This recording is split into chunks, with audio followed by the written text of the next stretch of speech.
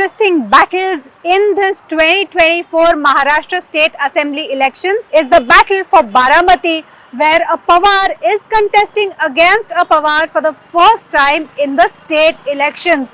We will see that a 7-term MLA, Ajit Pawar, is contesting against his nephew Yugendra Pawar, who makes a political debut, this time with the blessings of Sharad Pawar. Let's see how this battle is going to pan out. I have with me Yugendra Pawar, who's fighting against his own uncle. Yugendra Pawar, a Pawar versus Pawar fight panning out for the first time in the state assembly election. That's Your right. first reaction? It's the first time in the state assembly, but it's happened before in the Lok Sabha not too long back. Lok Sabha was what, maybe 6 months ago, and that was the first time, and this is now the second time. We've seen you in the fray during Lok Sabha as well. You were That's campaigning for Supriya Sure, and we saw you how you reached out to people, how you campaigned for her. Was it like, a dry run for you? I mean, maybe in more active politics one could say a dry run, but I've been campaigning, say, for all members of my family that have entered electoral politics, not only today, but ever since I was maybe 9-10 years old. I still remember me campaigning for all members of my family who stood from Baramati, and we used to campaign for them. But that wasn't as serious as it is now, and the Lok Sabha campaigning that I did for Supriya, that definitely helped me, one can say, maybe to prepare ground for this upcoming Vidhan Sabha election. Yugendra Pawar, this has been the bastion of the Pawars for decades now. You're fighting against your own uncle, who is a sitting MLA and who has been the sitting MLA here for quite a while. What is it that you are going to speak, or you have been speaking, with respect to telling people why they should vote for you this time and not for your uncle, who is the sitting MLA? So see, there are a bunch of different reasons. Let's start with maybe ideology. My uncle, when he was getting elected from here, for how many ever terms that he was getting elected from, he was getting elected because he had the backing and the support of Pawar Sahab. And even today, the voters of Baramati, or the people of Baramati at large, are still fans and followers of Pawar Sahib, who's Mr. Sharad Pawar, as we all call him over here. So that time he had his blessing. We've always been with the Congress ideology. We've never ever allied with the BJP. And today he's left Pawar Sahib, he's left the ideology, and he's taken the party also along with him. Only certain leaders have gone, but the party cadre, which is more important, is intact and is right where it was. And we saw that also in the Lok Sabha results. So ideology is one thing. The people of Baramati have never gone with communal forces. We've always been with a more secular ideology, more Congress, which are, as we say. Second, holistic development happened when Pawar Sahab was leading Baramati, when he was in charge of Baramati, and he was Chief Minister of the state also simultaneously at that time. So holistic development happened under his guidance, under his leadership, and even though somebody else was the MLA for the last 30 years, the sampark, as we say, or contact, link with the people was still very strong of Pawar Sahab throughout those 30 years. Only your representative in the assembly was different, but Sahab still kept doing work for the people. He still kept interacting with people, and he did things like brought water to the district, which is a drought prone area, and because of that agriculture improved, farmers' incomes went up. He focused on agriculture, he brought education to Baramati. The first English medium school was brought by him, and his thinking is that the people of Baramati, or today Maharashtra at large, should have good quality education at very affordable, reasonable rates, and that's what we were able to do, or he was able to do. And because of that, people, they became highly educated in the district. They started getting good jobs even outside. You'll be surprised to know that today a lot of our girls are studying outside of Baramati as well, and they're getting jobs. One girl I met the other day, she's working at the United Nations in Austria. She's from Baramati. Another girl from Pandare, a village which is not too far away from here. She did her engineering in Vidya Pratishthan, which is an institute founded by him, and now she's become an aeronautical engineer in NASA in the US. So all this was possible because of education. So that is something that we want to take forward. Crime is really increasing here. Corruption also has really increased in Baramati. But how much There in the are lot last of- 1.5 years suddenly? You know, the fact is that it was still a year and a half ago, the know, let NCP me- MLA only sitting. Now, what is the vision that you bring for the people of Baramati, that people should say, okay, not the uncle this time, let us consider Yeah. the nephew? Just give me some time to finish my answer, so then I can tell you what I want to do in more detail. Even the water question has not been solved yet. Saab brought water, but that work had to be completed. It's not been completed. That work will be completed now by us. 80% of the work was done under Saab's time. 20% is left, which hasn't been done. That Can we you have give us to some do. more details about So there what is a- the water issue? So there is a yojana called Zanai Sirsai Yojana. It was brought by Pawar Saab in those days. And say we were committed a certain tonnage of water for Baramati, but that much water is not being brought to the district because of various reasons. I'll have to be in that meeting. It's the DPDC meeting which happens in Pune, where all these things take place. And then the water which is rightfully ours, that should be brought to us. A lot of pipelines that need to reach the small villages or the smaller hamlets of the district, the water hasn't reached there. That water will need to reach there. There's another issue of polluted water or dirty water. We have two rivers here called the Nira Kara River, and even that water is so highly polluted because of chemicals or lack of concern for the environment. And the new generation really cares about all these things, and it also has an effect on people's health and agriculture at large.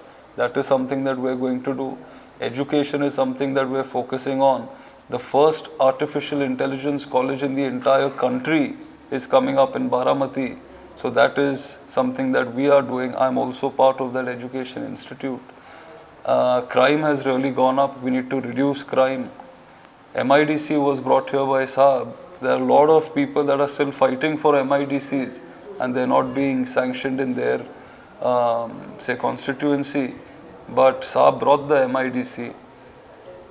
But no new factories have come, so that's why even unemployment has really gone up in Baramati. We'll have to bring new industry over here, bring new factories over here.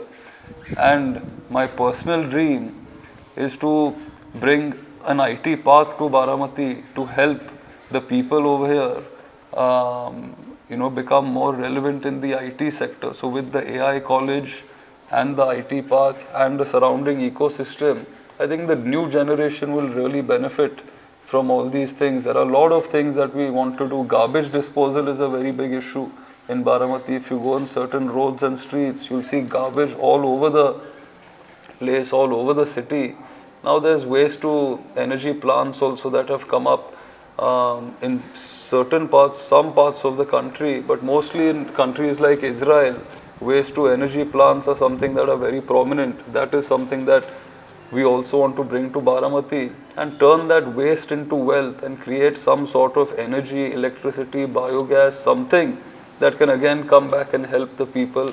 This kind of development, according to me, is more holistic, and it's something that will help the people at large. Nowadays, what has happened, if you say, the difference, if you want to know, is that only some buildings are being built, or a big building has been built. For example, a bus stand has been built. A lot of money has been spent on that bus stand. That's taxpayers' money that's being spent. But if you go to the villages, as we are today, there are a lot of villages where there are no buses. where So girls you are students saying don't have development buses. is not decentralized. In fact, not just is it centralized, but whatever facilities were available previously which were decentralized are no more available. No, see, those facilities are there because they were already done 30 years ago when Saab was in charge of Baramati. But no real growth has been given to these kind of facilities. The attention has not been given to all of this. Attention has been given to more, what do you say like concrete jungles, as we say. So there's just cement and concrete jungles and buildings that have come up.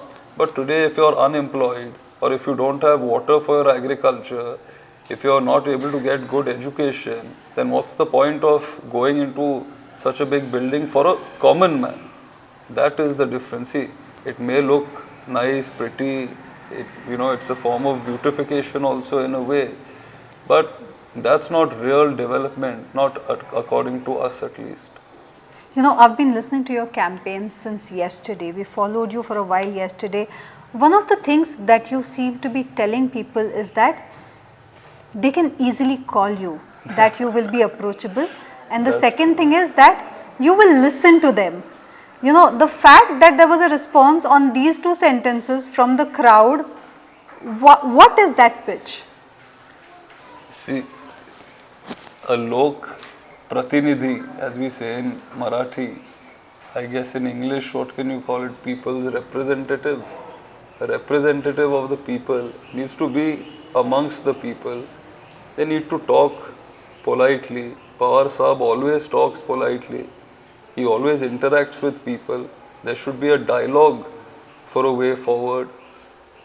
I am of the thought that consensus is very important.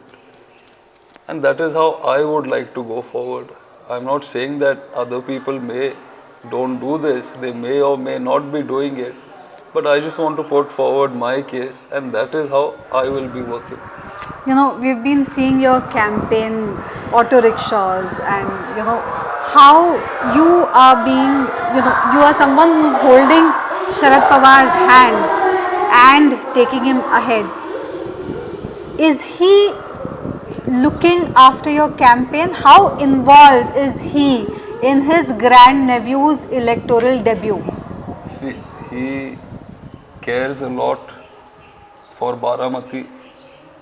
He wants to give a right person, a right candidate for the people of Baramati. It's his village, it's his hometown. This is where it all started from. And I feel grateful and lucky that he thought of me to be, what can you say, I guess capable enough to take care of, people that he really cares about the most. And I won't say he's micromanaging or anything like that. He doesn't do that. But of course, he's looking into my campaign. These things is just me and my team, my social media team, that we're looking after. But he's giving me a lot of time. He comes here, he speaks to the people here, he interacts with them, and the people over here, they look up to him almost as a demigod. So it's because of the work that he's done. It's the, what do you say, rapport that he's kept with the people, and that's why the people are with him. Does he take any feedback from you? Does he give any suggestions to you about how the campaign should be? Not really. He'll take feedback, I think, from other people around me, maybe sometimes from me as well, but rarely. And he doesn't give much feedback, he doesn't give much advice. But he came to fill my form, which was a very, very big thing. He's never ever gone to fill anybody else's form other than his own. So that sent out a very strong message to the people of Baramati. And he doesn't really give much advice, but at that time, when the reporters asked him a similar question, he didn't say my name specifically, but he said the youth in general, or newcomers in politics in general, they need to constantly be amongst people. They need to visit as many people as possible. They need to be between the people, and they need to be humble and polite. And also have the willingness to work extremely hard. So I think is these 3-4 things is quite basic advice, but coming from him, it means a lot. One last question to you. The fight is right around the corner. How do you assess this fight? Are you confident of winning this election? Do you think that there's a formidable opposition to you? How do you assess your electoral debut? No, we are quite confident of winning the election. It may look, challenging for people looking at it from the outside, but the people that are in Baramati, they have always sided with Pawar Saab, and they have always elected people that Pawar Saab has, brought forward. And some people criticize me for being new, but everybody is one day or the other, everybody had their first day. Now today you're a journalist, but there was a time, today you're quite experienced as well, but there was a time when you were also, on the first day of your job. So everybody starts somewhere, and slowly you build up your resume. But an opportunity is important, and you got that opportunity, other people got that opportunity.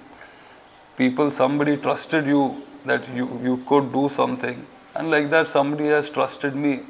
So I'll definitely not let them down. I'll keep working for Baramati and Baramatikars. And also when people are young, they want to prove themselves, they want to do something, they come with a fresh approach and a fresh perspective to things. And a lot of things that may have not been done earlier could get done with a new approach. The newer generation cares about different things like maybe AI or technology or the environment, and these are some things which the newer generation cares more about, say, than the older generation. And I think to bring a new approach to development or a fresh perspective to things, it always helps, not only in politics but whichever field one may be working in.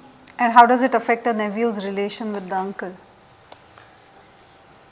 I guess it depends, right? Like if you make it personal, then it could get personal. But if you're more guarded in your speeches, or if you try and avoid making things a personal contest or a person-to-person contest, then I don't think it should affect the relationship. And today, I'm not fighting against anybody, or I don't want to fight my uncle or anything like that. I don't want to be negative about it. If you look at it optimistically or positively, I'm here to support my grandfather as a grandson. I'm here to support somebody that's fighting even at this age. And I'm here to make sure that his thoughts, his thinking stays in Baramati, and this ideology of Congress and the NCP remains in the district, and it doesn't sway towards communal ideologies. When was the last time you spoke with Dada? Have you had a word with him after filing your nomination? No, I have not. Yugendra Pawar, wish you all the very best for this fight. This was Yugendra Pawar speaking to the Hindu in Baramati, the battle which is being watched at the national level.